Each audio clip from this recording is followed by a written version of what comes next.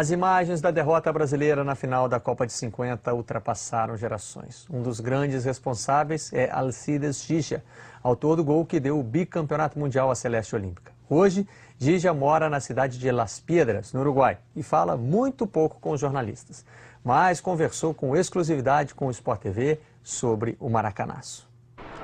3 pessoas silenciaram o Maracanã: o Papa, Frank Sinatra e eu. A frase é de um dos protagonistas da maior derrota da história do futebol brasileiro. O Maracanaço está perto de completar 60 anos. O Sport TV foi ao encontro do único jogador vivo entre os titulares da final. Alcides Gija, hoje com 83 anos, não se esquece do dia 16 de julho de 1950. Antes de jugar, já diziam que era campeão do mundo, não? Eu sempre digo que os partidos duram 90 minutos e há que jogá-los. Naquele ano, a Europa ainda sofria os efeitos da Segunda Guerra Mundial e coube ao Brasil organizar a Copa do Mundo. A seleção chegou à fase final, que foi disputada em um quadrangular. Depois de golear a Suécia por 7-1 e a Espanha por 6-1, precisava apenas de um empate na última partida. Vamos torcer para o Brasil ser campeão. Os jornais sentenciavam: amanhã venceremos o Uruguai. Estes são os campeões do mundo.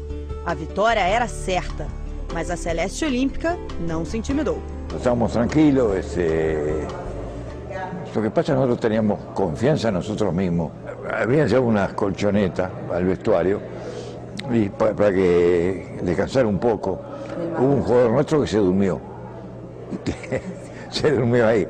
Vayan pelando la chaucha, aunque le cuesta trabajo. ¿Dónde juega la Celeste? ¿Dónde juega la Celeste? Todo el mundo boca abajo.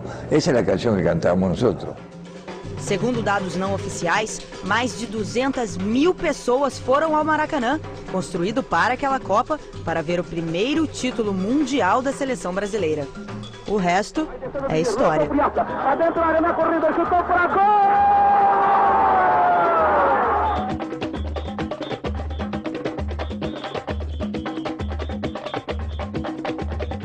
Corre, Gija! Aproxima-se do gol do Brasil e atira! Gol!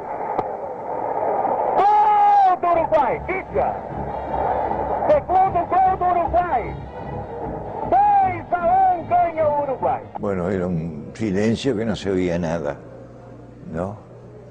Un silencio enorme que, yo qué sé, parece que no hubiera gente, parece, ¿no? Después cuando terminó el partido estábamos todos contentos, nos abrazamos, pero si miraba uno la tribuna, veía toda la gente llorando. Então aí te dava tristeza. O uniforme branco virou um símbolo de azar e nunca mais foi usado.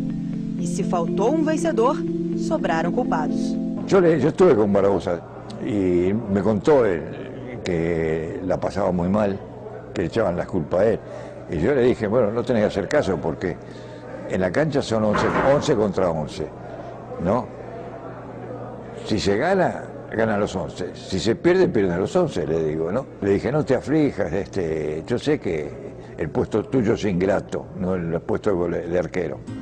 Na volta ao Uruguai, o que seria a chegada de uma seleção derrotada virou a festa do bicampeonato mundial. Fue una alegría enorme. Yo nunca había visto tanta gente en Montevideo como ese día.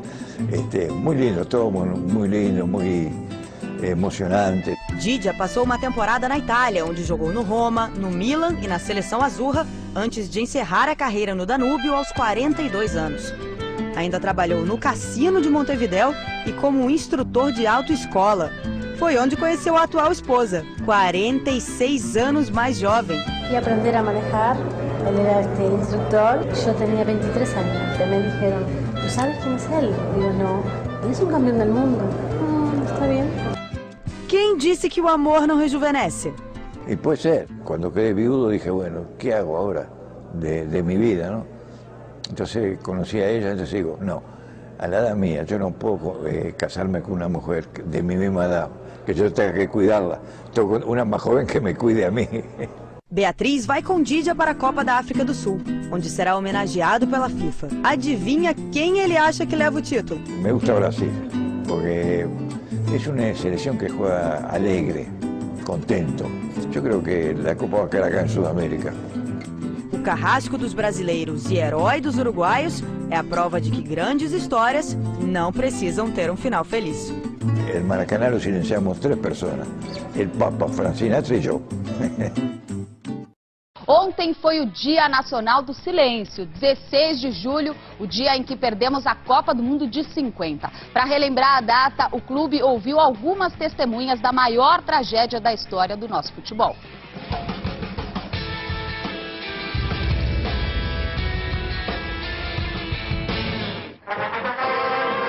Eu sou brasileiro, tu és brasileiro, muita gente boa brasileira é. Vamos torcer com fé, no coração, vamos torcer para o Brasil ser campeão. A garotada de hoje talvez nem possa imaginar o que foi a expectativa do brasileiro para a Copa de 50. Primeiro, é uma geração de meninos ou de jovens que tinha crescido com histórias das Copas anteriores. O Brasil já tinha um cartaz no futebol internacional, porquanto em 1938, que foi a Copa anterior à Guerra Mundial, o Brasil tirou o 3º lugar. Sendo eliminado exatamente pelo campeão, a Itália, um jogo por 2-1. Muita gente achava que o Brasil merecia ser campeão já em 38. De manhã que em 1950 nós estávamos realmente naquela esperança de ter o campeonato nas mãos. E tínhamos um timaço. Tudo isso, a cabeça dos garotos, dos jovens brasileiros na época, apaixonados por futebol, levou o brasileiro a ter uma expectativa em relação à Copa do Mundo acima do normal. O Brasil foi escolhido, né, com a obrigação de fazer um estádio, e fez o estádio. Ele fez o Maracanã, que foi um ato heróico da cidade do Rio de Janeiro, construiu logo o maior estádio do mundo. Salve, salve o nosso estádio municipal no campeonato mundial. Antigamente, a Copa do Mundo era com 16 times. E creio, como foi a primeira depois da guerra, acho que viesse, se não me engano, 13 times. Não chegou a 16. Fizeram um grupo de 4, outro grupo de 4, um grupo de 3 e um grupo de 2. Então, por sorteio, o Uruguai só teve que vencer a Bolívia, a fraca Bolívia, então, para passar para a fase final. A fase final jogava os 4, um contra o outro. O Uruguai já começou sendo beneficiado aí, enquanto que o Brasil teve que enfrentar 3 adversários, o México era fraco, a Suíça foi mais difícil do que se esperava, e a Iugoslávia, que era uma seleção muito boa. O Brasil venceu com dificuldade. E depois houve a sucessão de goleadas. Nós goleamos a Suécia,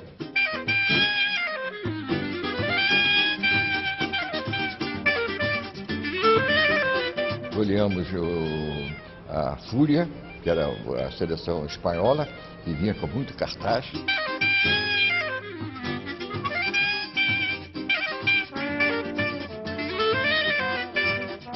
O Uruguai vai para a fase final, começa enfrentando a seleção da Espanha, com quem ele empata. Depois ele ganha com muito sacrifício a Suécia por 3-2. Tudo isso enquanto o Brasil vence a Suécia por 7-1 e a Espanha por 6-1.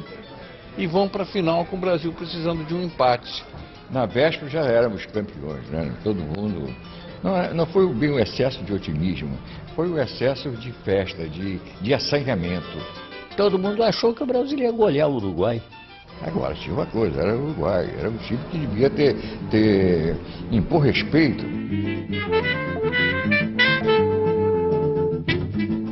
E o jogo começou, primeiro tempo saímos bem, né, equilibrado, não houve nenhum lance de brilho, né. Veio o segundo tempo, o Fiasco fez um gol tranquilo, um gol límpido, um gol assim, ortodoxo.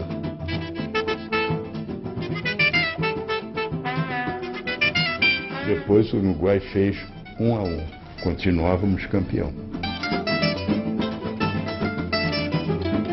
Houve um silêncio, né, mas éramos campeões do mundo com empate. Né? E não podíamos esperar o que veio. E o que veio foi o seguinte, né? um lance muito parecido com o do primeiro gol. Ou seja, o ponta direita, o Giga, avançou pela lateral, bem pela lateral, ele bateu o Bigode, perdendo inclusive o ângulo. 2 atacantes estavam colocados ali para fazer o gol, se a bola fosse para a área. Nesse momento em que o Barbosa desviou a atenção para olhar os dois, Giga chutou no canto, onde o Barbosa não estava dando muita atenção. Espetacular escalado de Giga, livre, entrou na área, tirou, agarra Barbosa, solta, gol do Uruguai! O Barbosa, que é o nosso goleiro, bom goleiro, grande goleiro, goleiro do Vasco. Goleiro impecável, melhor goleiro do Brasil disparado. Aí falhou no segundo gol que deu a vitória ao Uruguai. E não foi uma falha tão clamorosa assim. Mas eu acho que isso tudo se deve à maldição, a certa maldição que a nossa memória joga em cima do goleiro. Lembramos dele só os lances capitais, negativos. Depois de 44 anos, eu acho que a coisa já aliviou bem, né? Porque eu disse, afinal de contas, a pena máxima no Brasil é 30 anos. Eu já paguei 44 anos, vocês querem cobrar mais o quê? Terminou a partida!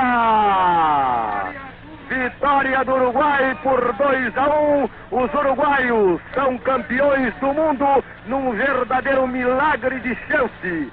Dizem que o silêncio não tem voz, gente. O silêncio é silêncio. Talvez foi foi o barulho pior que eu vi na minha vida, foi esse silêncio. Foi um silêncio que vinha de dentro. Um silêncio apocalíptico, um silêncio assim de Armagedão. Parecia que o mundo todo tinha parado. Foi a primeira vez que, como adulto, eu chorei. Eu chorei por uma espécie assim de... não tinha mais nada para fazer na vida. A impressão que eu tinha é que meus dias na Terra não contavam mais. Não teria mais oportunidade de ver o que eu queria ver.